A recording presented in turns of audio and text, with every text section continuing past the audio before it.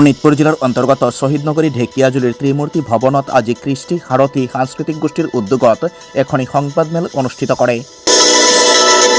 উল্লেখ্য যে কৃষ্টি সাৰথী সাংস্কৃতিক গোষ্ঠীৰ উদ্যোগত অহা ২৭ মাৰ্চ অৰ্থাৎ শুক্ৰবাৰে ত্ৰিমূৰ্তি ভৱনত ৰূপকোঁৱৰ জ্যোতিপ্ৰসাদ আগৰৱালাদেৱৰ ৰচনা আৰু দিগন্ত শৰ্মাৰ পৰিচালনাৰে কালজয়ী নাট ৰূপালী মঞ্চস্থ হ'ব।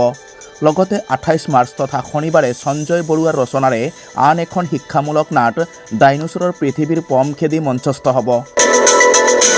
সেয়েহে উক্ত বিষয়টো নাটকপ্ৰেমী ৰাইজক অৱগত কৰিবলৈ আজি সংস্থাটোৰ উদ্যোগত উক্ত সংবাদমেল অনুষ্ঠিত কৰে। হয়, ২৭ আৰু ২৮ তাৰিখে আপোনালোকে গম পাইছে যোন দুখন নাটক হ'বলৈ গৈ আছে। তাৰে প্ৰথম দিনা ২৭ তাৰিখে জ্যোতিপ্ৰসাদ আগৰৱালাৰ কালজয়ী নাটক ৰূপালীমত মই মূল চৰিত্ৰত অভিনয় কৰিছোঁ। তো আপোনালোকে সকলোৱে আশীৰ্বাদ কৰক, আহক সকলোৱে আমাক সহায় সহযোগিতা কৰক। বহুত কষ্টৰে আমি নাটখন কৰিবলৈ গৈ আছোঁ। তো আপোনালোকৰ আশীৰ্বাদ বিচাৰিছোঁ। তো আপোনালোকে যাতে আহি পেলাই আমাক কৃতাৰ্থ কৰে। ধন্যবাদ।